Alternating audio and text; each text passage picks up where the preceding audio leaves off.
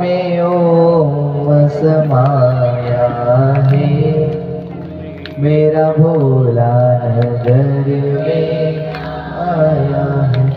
मेरे भोले के मस्तक पे गंगा है, मेरे भोले के मस्तक पे गंगा है।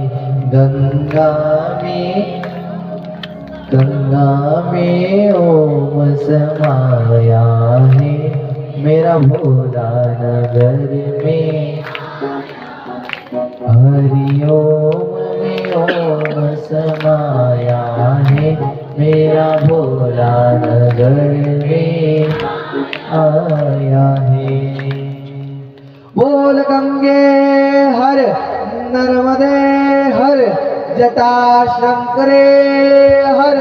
ओम नमो पार्वती पते हर हर महादेव शंभो।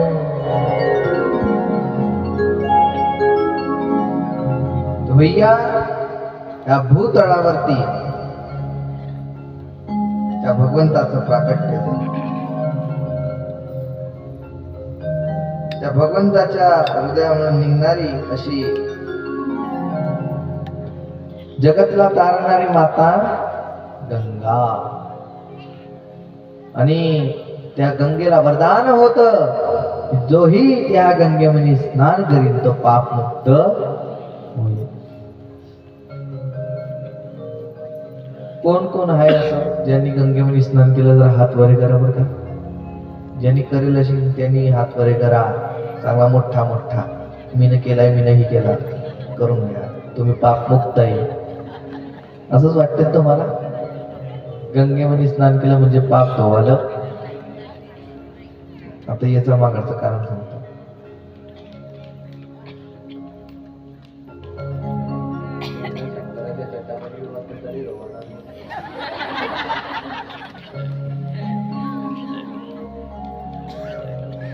तर बरं, तुम्हाला ऐकू येते का सर्व? मला वाटलं ऐकू नाही येत. खरी गोष्ट आहे ना. कोणी आमच्या महाराज काय कोणी या भगवान शंकराच्या जटामध्ये जाऊन असं बसून बी गरज जागापासून तरी तुमचं पाप होणार नाही. याचं मागाचं कारण काय? आता गंगाला तर काय म्हणता? पाप नाशिनी. गंगे हर नर्मदे हर. हर म्हणजे हरून घे हवाला. हर अबू हर हर महादेव म्हणतात तसं गंगे हर नर्मदे हर जटा शंकरी हर. बोल हर हर महादेव. तर महाराज, आता गंगा तर पाप नाशिनी. एका साधूला असाच प्रश्न पडला. श्रीमद भागवत महापुराण सांगते, एका ऋषीला असा प्रश्न पडला. एक ऋषी महात प्रश्न करेन. अर्थात त्या ऋषीला प्रश्न पडला, जर गंगेमध्ये सगळे स्नान करतात तर गंगा झाली पापी, तर तुम्ही सर्व 1-1 ग्राम सोनं माझं जमा करसाल तर मी झाला धनवान. काय झाला मी? जोरात बोला, काय झाला? घेत नाही आहे, बोला तसे. असं घेणार नाही, तुम्ही देणार बी नाही. 17,000चा भाव चालू आहे. किती? 18. म्हणजे झालं आता 1-2 दिवस पहिले सोनं 18,000चा भाव चालू आहे. ओनली 1 ग्राम. हा, असं देणं असलं तर देऊ शकता, मी घेऊन घेतो. असं किती? तुम्ही काहीही दान करा. काय? तुम्ही काहीही दान करा, आम्ही सगळं दान घेऊन घेता, आम्हाला अधिकार आहे. फक्त लेकर माणूस, लेकर बाई सोडून काहीही दान करा. तुम्ही तुमची प्रॉपर्टी करा, सोनं करा, गाड्या घोड्या दान करा, आम्हाला दिक्कत नाही. आमचं घ्यायचं काम घेतच राहू द्या. पण ओनली आमच्या बागेश्वर धाम सरकारच्या भाषेमध्ये लड़का और लुगाई छोड़ के कुछ भी दान करो, हम सब रख लेते हैं, है ना. हे तुमच्यातच ठेवा, हे दान काहीच महत्वाचं नाही. तसंच त्या महात्माने खूप तपस्या केली, ब्रह्माजी प्रकट झाले. हे म्हणे ब्रह्मदेवता, जर म्हणे ह्या गंगा महाराणी सगळे स्नान करता हे गंगा पापी झाली म्हणे, बरोबर की नाही? हे गंगा पापी झाली म्हणे, नाही म्हणे चाल ह्या गंगेला जाऊन विचारा. याचं उत्तर मलाही नाही माहिती. गंगेला जाऊन विचारता. माता गंगा जवळ गेले, हे गंगे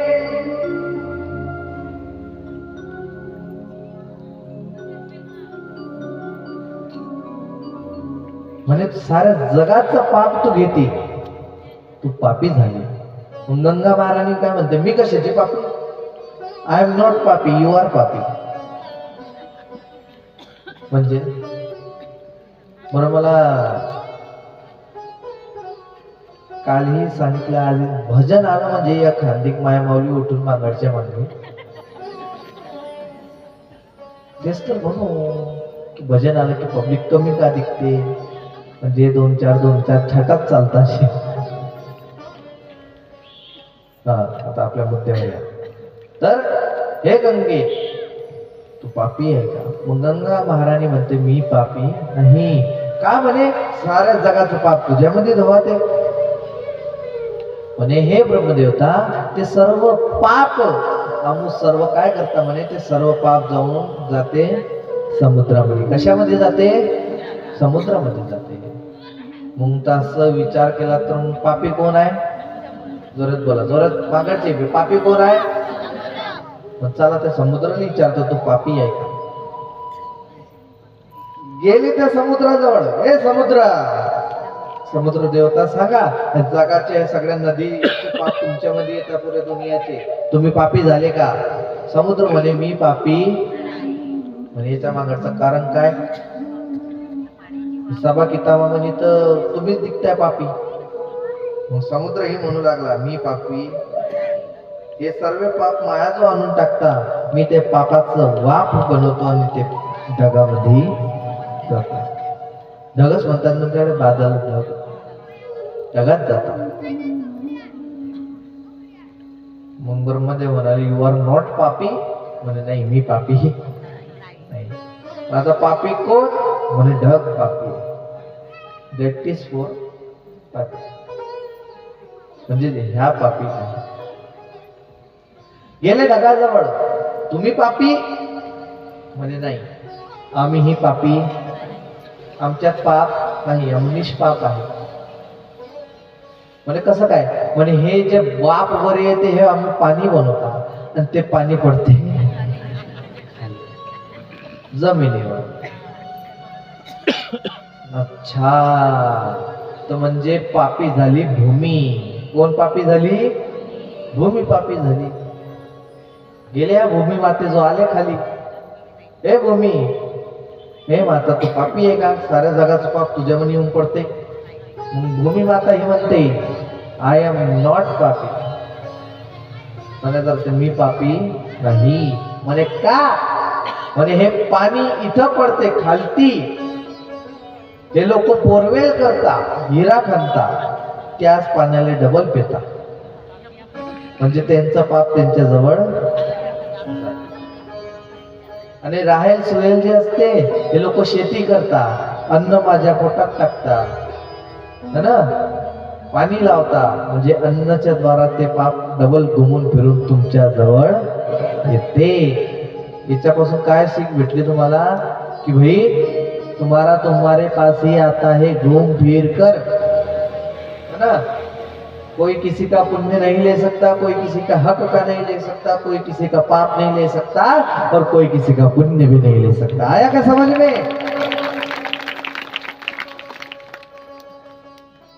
हाँ, बर का मागडचे हेच मालूम नाही काडी वाचते काय. मिलयच्या चेहऱ्यावरचे जे हावभाव असतात ते वय आमची कलाच आहे. माणसाचा चेहरा पाहताच की त्याची कुंडली सांगून दिली. 7 दिवसामध्ये अलग गाव असते, अलग लोक असतात, नाही तसे अलग अलग प्रकारचे नाना प्रकारचे लोक भेटत राहतात. तुमच्या चेहऱ्यावरचे हावभाव सांगतात. ते शेजारी ताडी वाजायला लागली, आपणही वाजवून घ्यावा. कशाला वाजते आपल्याला काहीच माहिती नाही. ते वाजवते ना, आपणही वाजवते, आपणही वाजवून घ्यावा. महाराज काय सांगा, तर पापी असाय. पहिलचा काळ, पहिले लोक संत महात्मा साधूजन लय तपस्वी होते, खूप खतरनाक. आजकाल तसे तपस्वी तसे साधू नाही आहे. मग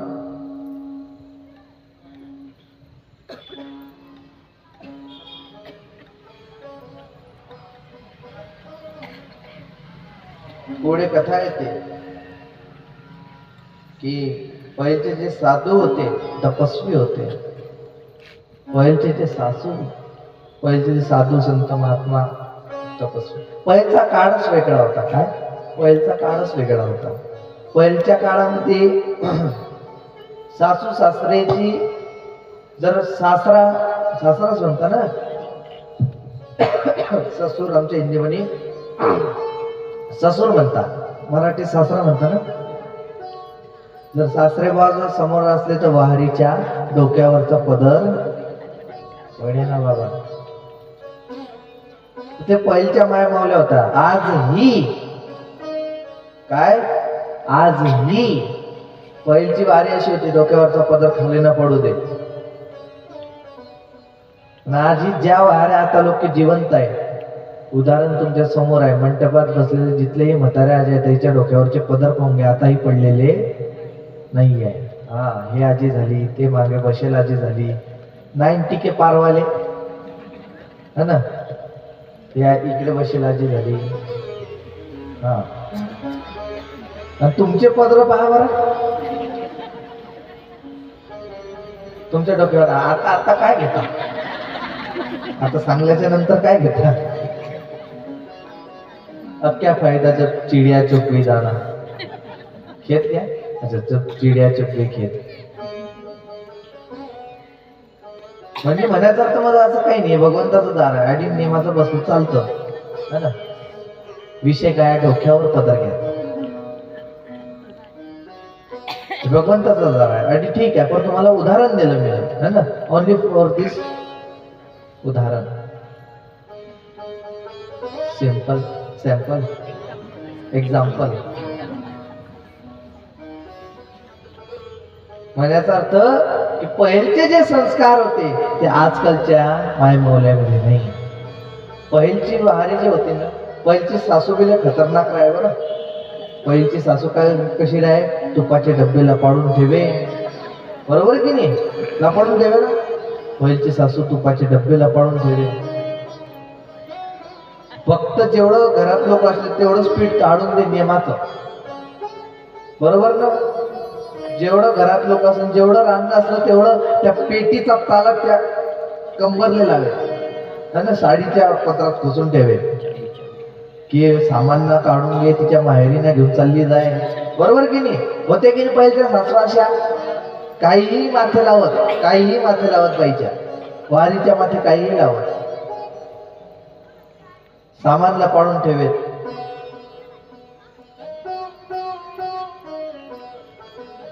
म्हणजे पहिलचे जे कष्ट आहे ते आजकाल नाही. आजकालची वारी महाराणी आहे, महाराणीवाणी येते, पहिलेच भेटत नाही आहे. अजून आपण काही मनमानी चालली जावा, बरोबर की नाही. पहिलेच भेटत नाही, आपण काही मनमान चालली जावा. पोरे आपल्या नावाने भांडे आपतील, तू कोळशाची भाजी बनाड की तू कशी बनाड, आम्ही गुच्चाप खाऊ. लय सासवा जायते, वारी कशीही असे. मग आता काही तिचा इलाजच नाही. पहिल्या सोना होत्या बाबा की त्यांनी संसार टिकून ठेवला. आजकालच्या सोना तसा नाही. मी दोघीला दोष देतो. पहिलची सोन आई वाणी वागे आणि किती कष्ट आलं तर आपल्या घरी सांगत नव्हती.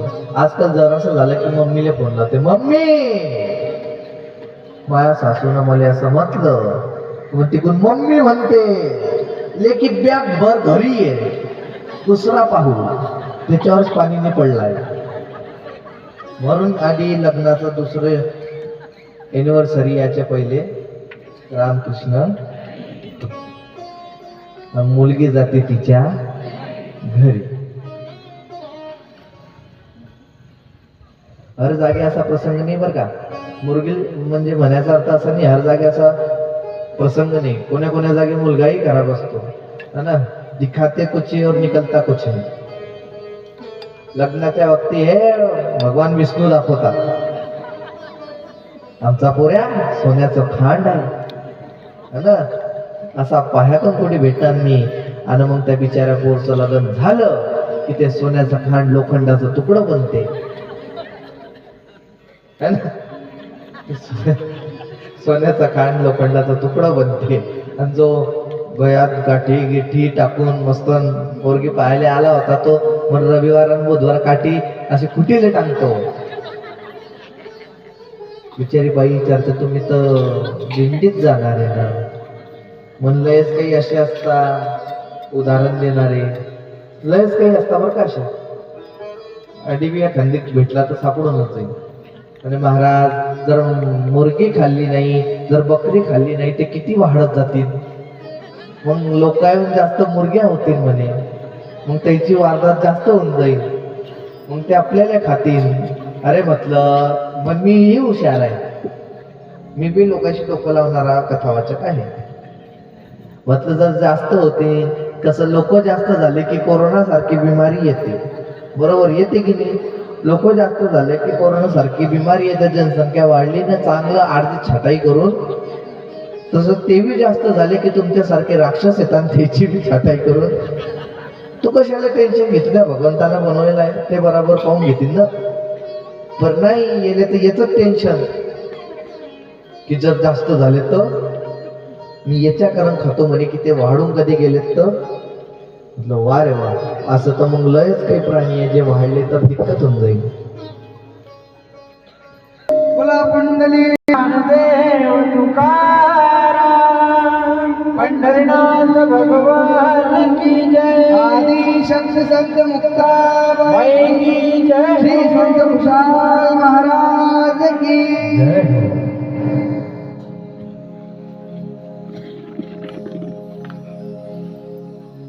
परत परकलेश्वर भगवंताची अशी अनुकंपा, उदारता, दया आणि संतांचं सानिध्य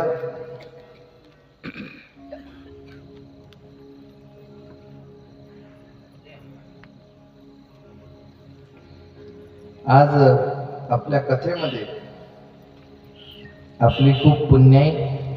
आपण कालच श्रवण केलं. काय श्रवण केलं? साधू संत येती घरा तोची दिवाळीत. तरी आपण काल एक भजनही श्रवण केलं होतं. कोणतं भजन होतं ते?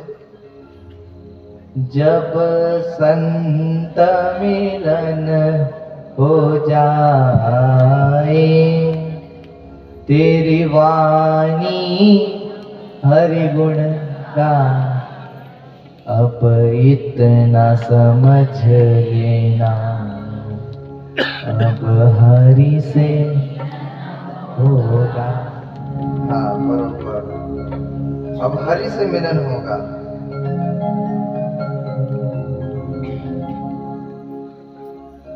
तर आपल्या कथेमध्ये संतांचं आगमन झालं. हरिगुण तर तुम्ही करताच आहे.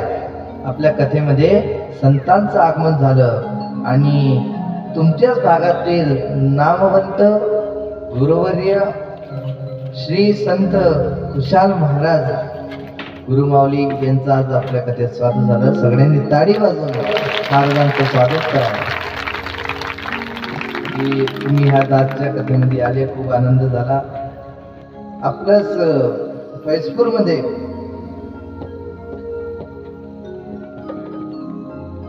श्री संत खुशाल महाराज देवस्थान स्वयंभू पांडुरंग रथ मंदिर रामपूर फैजपूर, त्यांचे श्री महाराज पूज्य महाराज श्री गादीपती आहे. आणि भगवंताचे पिढी दर पिढी चालत येणारी पिढी म्हणजे 6वी पिढी पूज्य महाराज श्री, अर्थात भगवंताची सेवा करणारी पिढी. तुमच्या लक्षात आलं का? जसं भगवंताला स्वयंभू दर्शन करणारे श्री नामदेव महाराज, तसंच भगवंताच्या चरणी समर्पित भगवंताचे परम अनुयायी परम भक्त कृपादास श्री संत कुशाल महाराज गुरुमाऊली त्यांची सेवादर पिढी चालत चालत चालत अर्थात भगवंताचे वंशज गुरुमाऊलीचे वंशज आणि आपू सर्वांचं पूर्ण मंडळीचं परम सौभाग्य आहे की आपल्या कथेमध्ये आल्याने संतांचं दर्शन झालं म्हणजे आपलं कथा करणे कथा अरेंजमेंट करणे आणि कथेचं वाचन करणंही आपलं सक्षम झालं. महाराजांना खूप खूप साधुवाद. तुम्ही कथेमध्ये आले दासवर अनुग्रह केला.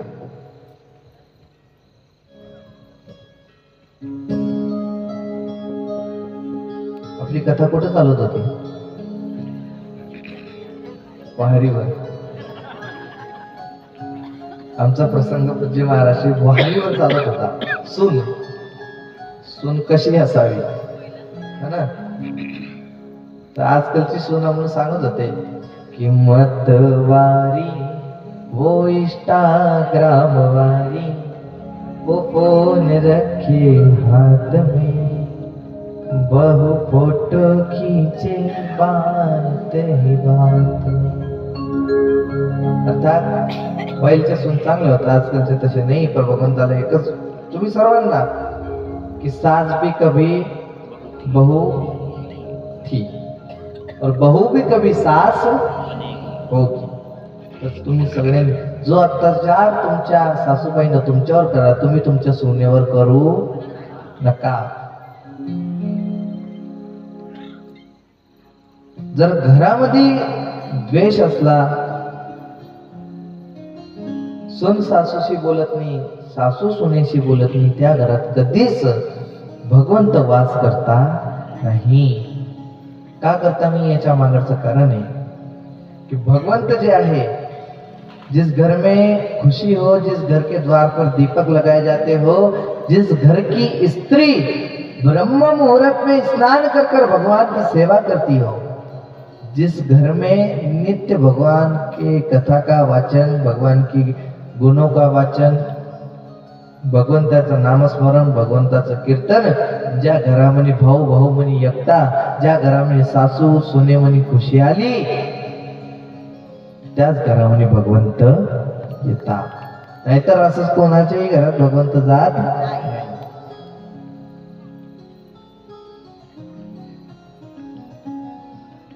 तर